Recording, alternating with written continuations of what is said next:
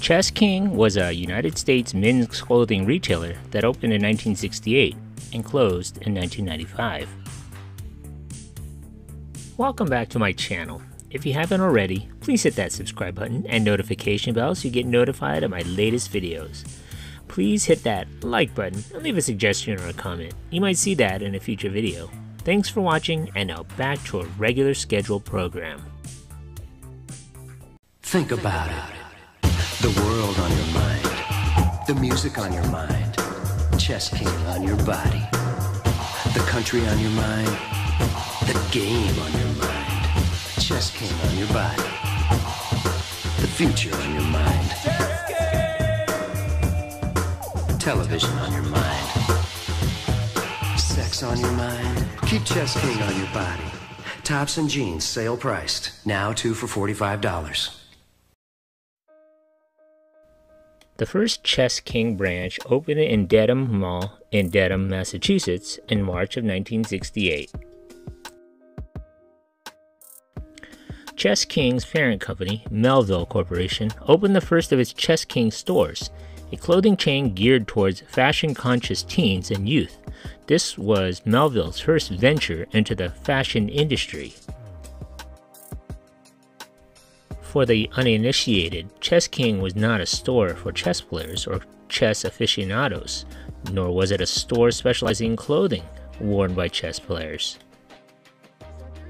In 1967, traveling salespeople from Melville's Tom McCann shoe business noted a wide open market for young men's clothing, which gave birth to the idea of starting a young men's clothing and shoe store.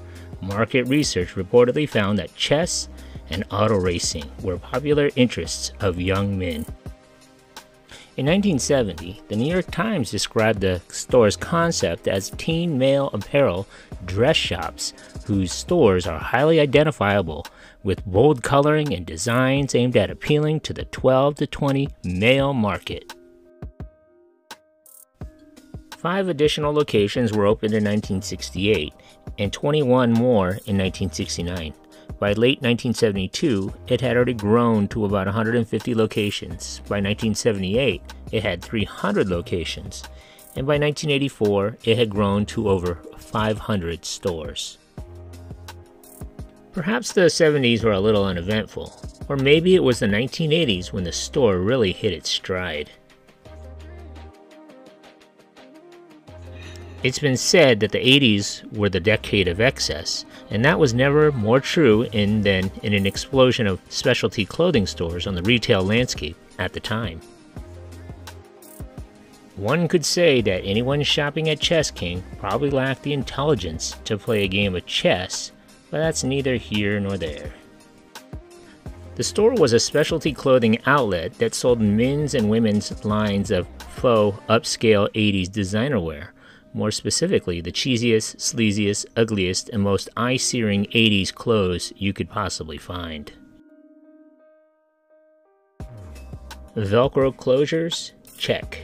Mesh designs? Check. Excessive use of leather? Check. Odd color thick V-neck sweater vests? Check.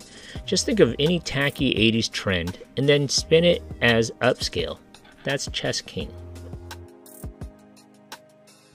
Throughout the early 80s, the store was responsible for outfitting sleazoid bar-hopping womanizers, wannabe coke dealers, and various guys who pretended to be record execs. Back in the 80s, you'd probably want to call them a yuppie. In today's terms, you'd probably refer to them as douchebags. By the mid-1980s, any culture the chain once had begun to disappear, and the only people bold enough to step foot into Chess King were men who enjoyed excessive hair gel, wore several gold chains, drove Monte Carlos, and fancied themselves as Don Juans or mob enforcers. With such a fantastic clientele, whatever happened to the king? Chess King also experimented with 3 spin-off specialty stores in the late 1980s and early 90s. The first, named Freefall, carried designer labels for men and women and were geared towards higher-end designer brand names The second, named the B Club, carried activewear for both men and women. The third, named Garage, had a 50s-inspired decor along with a Nash Metropolitan automobile in most locations. So what happened? The 90s happened, that's what. When they saw that the only people shopping at Chess King were walking punchlines, Melville Inc. finally got a clue and decided to take action. In 1993, they sold the failing brand to then retail magnate Merry-Go-Round Enterprises. At the time, Merry-Go-Round Enterprises held the brands Merry-Go-Round, Signal, Dejais, and Ativo, among others, and apparently felt that the dying Chess King would be a great addition to their star-studded cadre of clothing failures. Merry-Go-Round filed for Chapter 11 bankruptcy in January of 1994. Within 1 year of doing so, it became clear that eliminating brands would be the key to surviving. First victim, Chess King. On November of 1995, Merry-Go-Round closed all of its Chess King stores and announced rather optimistic plans for emerging from bankruptcy with profitability.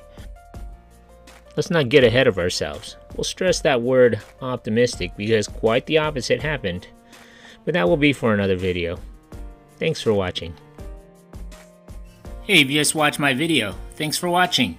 Hit that like button and please subscribe to Eric C. Productions.